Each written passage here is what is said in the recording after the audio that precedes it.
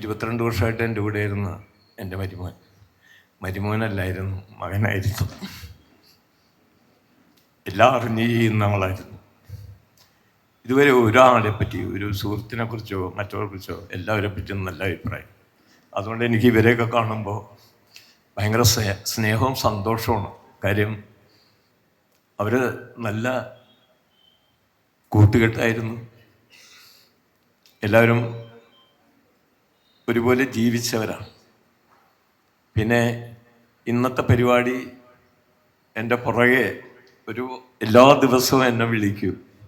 ഇവർക്കറിയില്ലല്ലോ ഞാൻ എന്താണ് കളിക്കുന്നത്, എന്താണെന്നൊന്നറിയില്ലോ. പക്ഷെ ഇവരൊക്കെ കോട്ടയം നസീർ, നാദൃഷൊക്കെ നാടകം കണ്ടതാണ്. ഇതിൽ പലരും നാടകം കണ്ടിട്ടുണ്ട്. എൻ്റെ ഭയങ്കര സന്തോഷമുണ്ട്. എല്ലാവർക്കും ദൈവം ദീർഘായുസ് തരട്ടെ. പിന്നെ എനിക്ക് എല്ലാവരോടും പറയാനുള്ളത്, നമുക്ക് ആരോടും വഴക്കൊന്നിടണ്ട. കാര്യം ഒരു മാപ്പ് പറയാനുള്ള സമയം വരെ നമുക്ക് കിട്ടുന്നില്ല. നമുക്ക് ഒന്ന് മാപ്പ് പറയണം ആരെങ്കിലും ഒരു തെറ്റ് ചെയ്താൽ, അതിനുള്ള സമയം തരുന്നില്ല.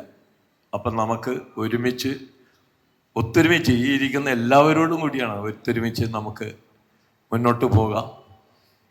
അങ്ങനെ തന്നെ പോകണം നമ്മളെല്ലാവരും.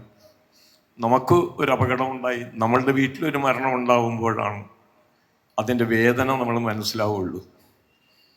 അതനുഭവിക്കുകയാണ്. ഇപ്പോൾ അറിയാം, ഞാനത് കൂടുതൽ പറയുന്നില്ല. അപ്പോൾ എൻ്റെ ഒരു മകനാണ് നഷ്ടം. എനിക്ക് 2 പെൺപിള്ളേരാണ്.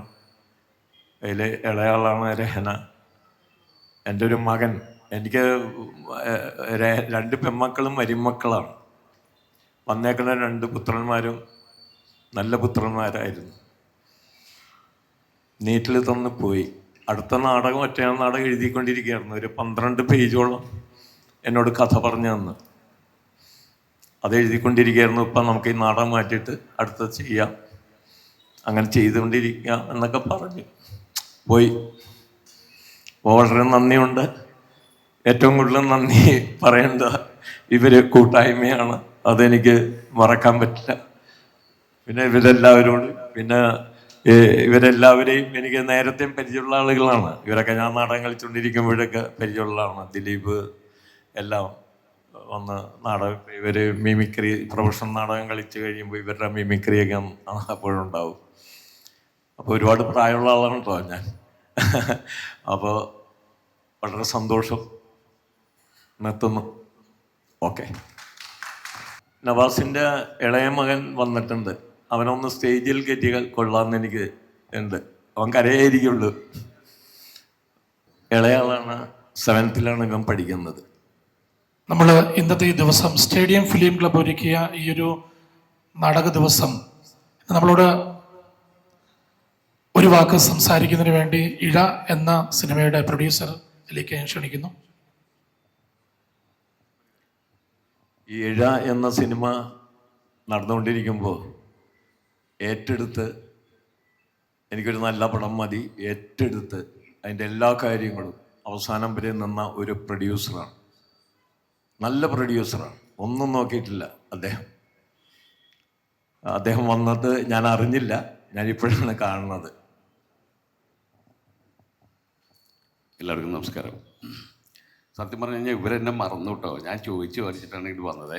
എനിക്കത് പറയാണ്ടിരിക്കാൻ നിവൃത്തിയില്ല. കാരണം വെച്ചാൽ ഞാൻ ഇന്ന് രാവിലെയാണ് മസ്കറ്റിൽ നിന്ന് വന്നത്. ഈ ഒരു പരിപാടി ഉണ്ട്, അതുകൊണ്ട് തന്നെയാണ് അതിൽ പങ്കെടുക്കണമെന്ന് വിചാരിച്ചിട്ട് വന്നത് തന്നെയാണ്. അപ്പോൾ എന്തായാലും സന്തോഷവും വേദനയും ഒക്കെയുള്ള സമയം തന്നെയാണ്. എനിവേ, താങ്ക് യു എല്ലാവരോടും. നന്ദി. ഹോം അപ്ലയൻസ് വാങ്ങാൻ ഒരിടത്ത്, ക്രോക്കറി വാങ്ങാൻ വേറൊരിടത്ത്, ഗാഡ്ജറ്റ്സ് വാങ്ങാൻ വേറെ എവിടെയോ ഒരിടത്ത്. അതെ, എന്തിനെങ്ങനെ പലയിടത്തും ഓടണം? മൈജി ഫ്യൂച്ചർ ഉണ്ടല്ലോ. മൊബൈൽ ഫോൺ മുതൽ ഹോം അപ്ലയൻസസ് വരെ എല്ലാം ഒരിടത്ത്. ഏറ്റവും കുറഞ്ഞ EMI. അങ്ങനെയാണെങ്കിൽ ഏറ്റവും കുറഞ്ഞ വില. എന്നാ ഏറ്റവും കൂടുതൽ ഓഫറുകൾ. MyG future. Experience the next. MyG ആണ് ഫ്യൂച്ചർ.